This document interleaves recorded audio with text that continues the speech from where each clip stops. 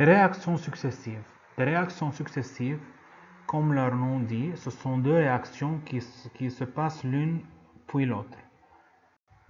Et certaines réactions passent par la formation d'un intermédiaire I, comme dans les réactions unimoléculaires consécutives. Donc A donne I, puis l'intermédiaire I donne P. La réaction A donne I à une constante de vitesse Ka et la réaction I donne P à une constante de vitesse Kb. La réaction de la famille radioactive est donnée ici.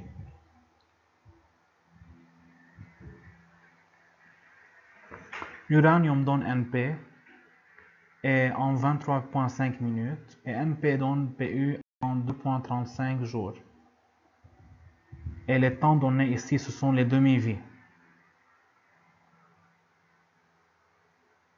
On va maintenant établir les lois de vitesse pour les réactions successives.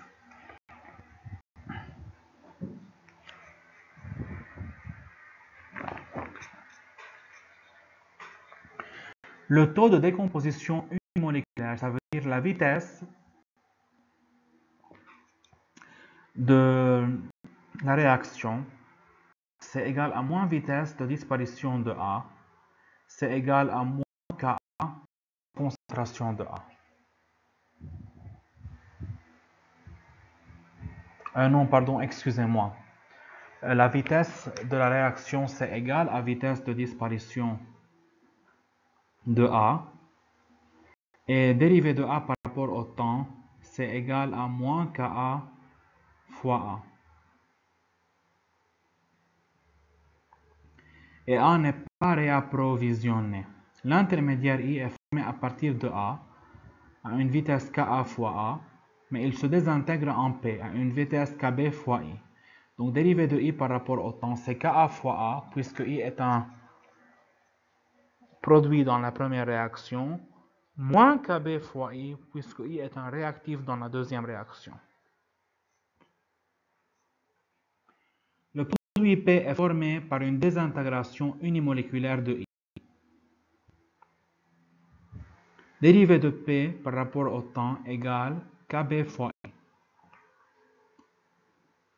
Je vous rappelle que la dérivée d'un produit par rapport au temps, c'est égal à constante de vitesse fois concentration des réactifs. Alors que la dérivée d'un réactif par rapport au temps, c'est égal à moins constante de vitesse fois concentration des réactifs. On a supposé initialement que seulement A est présent et que sa concentration est à 0. Il s'agit d'une désintégration de premier ordre. Donc on suppose que la réaction de dissociation de A est une réaction d'ordre 1. Alors on peut écrire la concentration sous la forme suivante, A égale A0 fois E moins KAT. Après substitution dans DI par rapport au temps et un réarrangement, on obtient DI par rapport au temps plus KBI égale KA0 moins E KAT. Ça veut dire l'expression de A ici, on la remplace par sa valeur dans cette équation ici de DI par rapport au temps et on obtient cette équation après un petit réarrangement. C'est une équation différentielle. Et en maths, on peut trouver la solution de l'équation différentielle.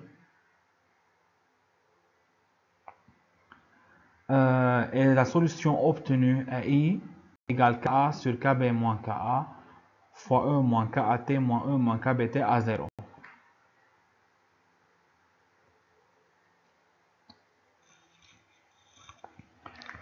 Et bien sûr, la concentration de A initiale est la concentration de A au temps t plus la concentration de I au temps t plus la concentration de P au temps t. Donc, concentration de P égale A0 moins I moins A. Je remplace I et A par leur valeur et j'obtiens que l'équation de P en fonction du temps est 1 plus Ka moins EKBT moins Kb moins EKAT sur Kb moins Ka à 0. La concentration de l'intermédiaire I augmente à un maximum puis diminue à 0. La concentration du produit P augmente de 0 à A0. Bien sûr, la concentration de l'intermédiaire I augmente pour atteindre une valeur très grande qui est sa valeur maximale, puis elle diminue par rapport au temps pour s'annuler. Et le produit P initialement a une quantité nulle et au fur et à mesure que la réaction se déroule, sa quantité va augmenter pour atteindre la quantité initiale du réactif.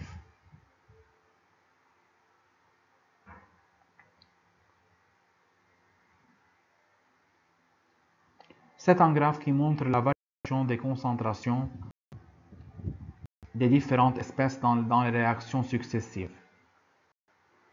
Bien sûr, la concentration de A diminue au cours du temps pour à la fin s'annuler. La concentration de I, au début, elle augmente car c'est un produit dans la réaction 1. Elle atteint un maximum puis diminue. Ça devient un réactif dans la réaction 2.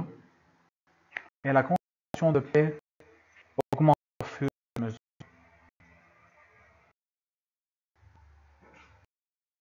Maintenant, si K2, constante de vitesse, est plus grande que K1,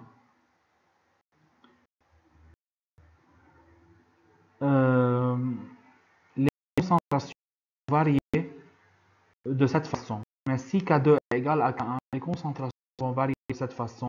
Si K2 est plus petite que K1, les concentrations vont varier de cette façon. Comment peut-on savoir comment les concentrations vont-elles varier? Tout simplement,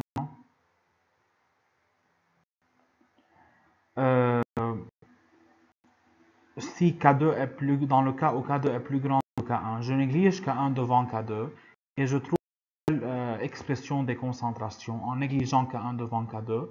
Et après avoir trouvé les nouvelles expressions des concentrations, je peux maintenant tracer leur variation au cours du temps. Même chose, considérant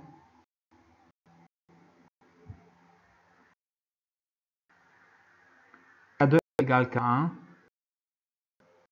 on peut faire la même chose. On peut dans les expressions des concentrations, considérer que K2 est égal à K1, puis simplifier l'expression et obtenir une expression finale qui va nous aider à tracer la variation de la concentration en fonction du temps.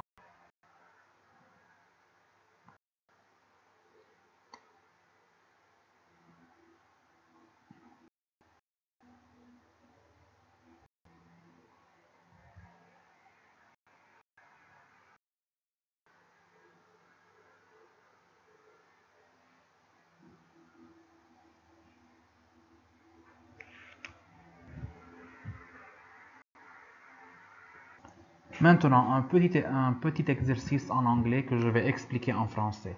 Suppose that in an industrial batch process, a substance A produces the desired compound I, which goes on to decay to a worthless product C, each step of the reaction being first order. At what time will I be present in greatest concentration? Donc, supposons qu'on a un processus industriel. Ok, je vais répéter ce que j'étais en train de dire car j'ai eu une coupure d'électricité. Suppose that in an industrial batch process, a substance A produces the desired compound I, which goes on to decay to a worthless product C, each step of the reaction being first order. At what time will I be present in greatest concentration?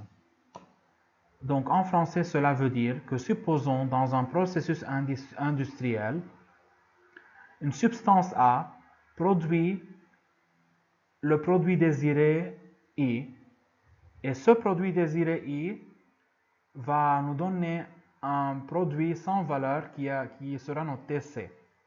Et chaque étape de la réaction est du premier ordre. À quel temps I aura la plus grande concentration? Bien sûr, quand I a une concentration qui sera la plus grande concentration, ça veut dire que cette concentration sera considérée constante. Donc la dérivée de cette concentration est nulle. Donc je peux considérer que dérivée de I à ce temps est nulle. Mais il faut au début trouver la formule de I. On a déjà appris. La formule de I c'est la suivante, c'est A KB moins KA fois E moins KAT moins E moins KBT à 0.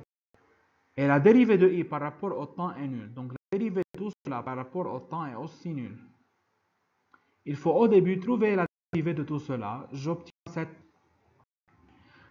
cette formule et je l'annule car la dérivée, on a dit, à un temps, au temps auquel la concentration de I est maximale, la dérivée est nulle. Donc, tout cela égale à 0. Je mets tout cela égale à 0. Ce n'est pas KA à 0 ni KB moins KA qui est nul. Donc, il faut que KA, E moins KAT moins KBE moins KBT qui soit nul.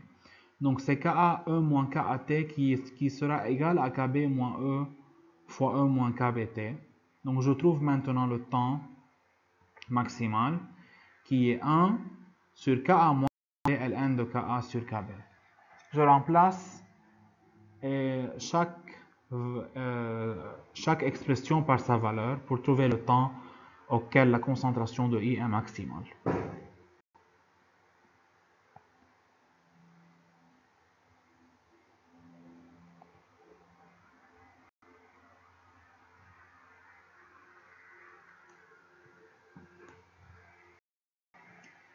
Maintenant,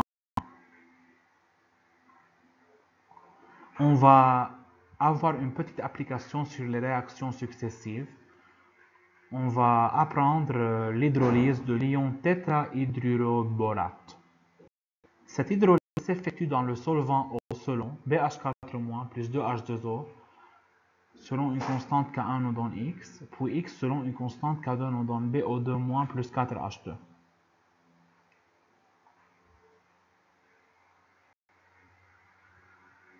Donc les concentrations de BH4- et de X sont données en fonction du temps.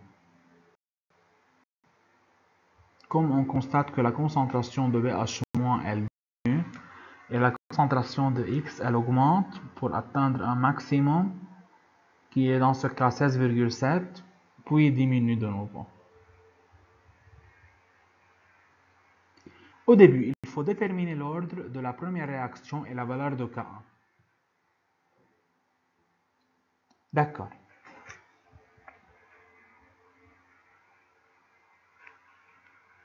Au début, je constate que l'eau ici est un solvant et il est en grand excès. Donc je considère sa concentration constante.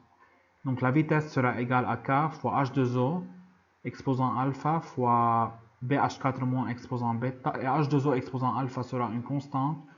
Donc la constante de vitesse réelle fois la concentration de H2O exposant alpha sera notée K'. Donc la vitesse sera égale à K' fois BH4- exposant bêta. Il y a dégénérescence de l'ordre par rapport au solvant eau. On peut postuler un ordre alpha égal à 1 et le vérifier par une analyse de régression linéaire de ln BH4- en fonction du temps. Donc au début, je vais supposer que la réaction est d'ordre 1. Je vais trouver la loi de vitesse d'ordre 1 et tracer cette loi de vitesse en fonction du temps. Si j'obtiens une droite, cela signifie que mon travail est correct et que l'ordre est vraiment égal à 1. On a tracé ln BH4- en fonction du temps et on a obtenu une droite d'équation y égale à x plus b. Donc c'est vrai, l'ordre est égal à 1. Et la pente de cette droite est égale à moins K1.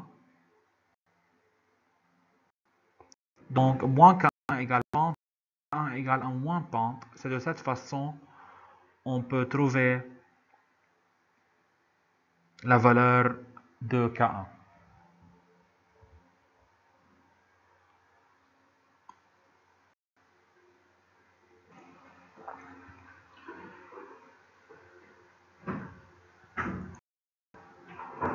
Maintenant, question B. Déterminer concentration de X par rapport au temps, sachant que la deuxième réaction est du premier ordre par rapport à X. Donc,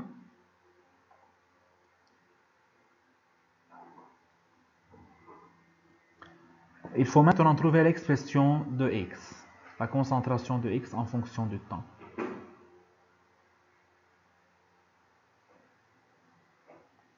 Donc qu'est-ce qu'on peut dire?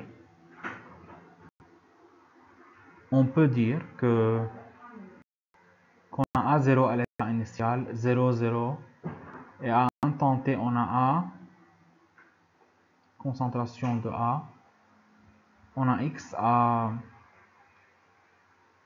X quantité pour X, et on a A0. Quelle est la quantité de BO2- formée?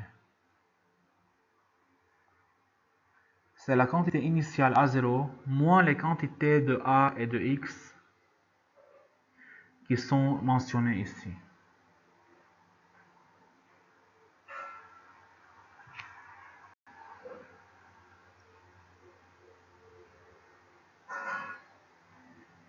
Nous, on sait que dx par rapport au temps, c'est égal à K1A moins K2X.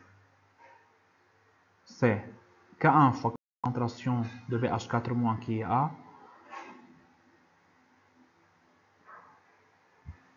moins K2 fois concentration de X qui est X.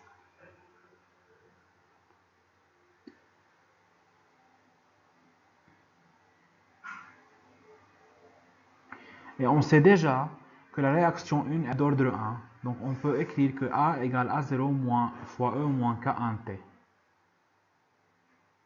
Alors dérivée de X par rapport au temps, c'est K1A. Et on remplace A par sa valeur qui est A0 fois E moins K1T moins K2X. Donc dérivée de X par rapport au temps plus K2X c'est égal K1 A0 fois E moins K1T. Donc on a une équation différentielle pour X et on remplace X par sa valeur pour trouver, pas on remplace X par sa valeur, on trouve la solution de l'équation différentielle qui nous donne la valeur de X, qui est la suivante.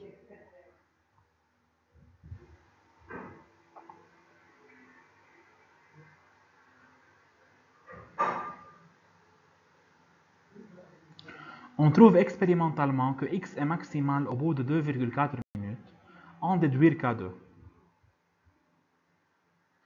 Donc X est maximal pour 2,4 minutes, ça veut dire pour 16,7 micromol litre moins 1.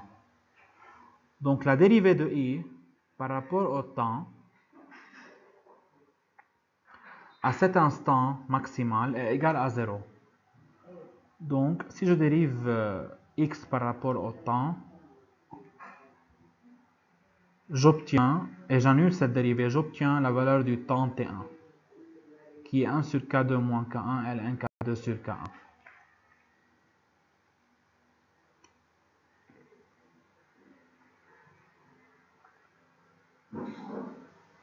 Calculer BO2-, tracer l'allure des courbes donnant BH4- et BO2- en fonction du temps, conclure. Maintenant, il faut qu'on calcule BO2-. On a déjà dit que BO2- c'est A0 moins A moins X. C'est de cette équation qu'on a pu obtenir l'expression de BO2-. On a déjà dit que A0 égale BH4- au temps t plus X au temps t plus BO2- au temps t. Donc, BO2- c'est A0 moins BH4- au temps t moins X au temps t. Je remplace BH4- et X au temps t par leur valeur et j'obtiens l'expression de BO2-.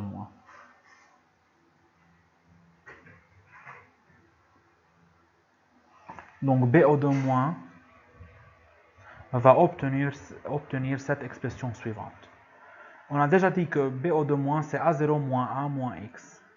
Mais on considère que X est beaucoup plus faible que A. Donc on peut négliger X devant A. Donc ça reste égal, il nous reste A0 moins A.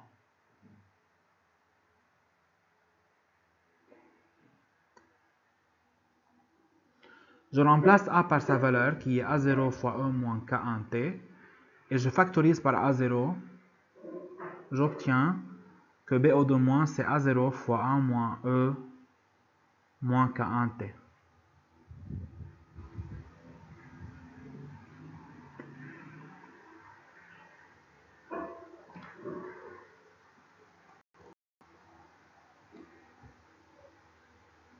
Maintenant, il faut qu'on trace les valeurs des concentrations des espèces en fonction du temps.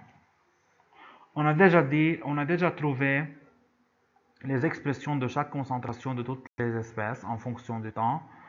Et on peut, à partir du tableau, utiliser les valeurs numériques données pour tracer les allures des courbes.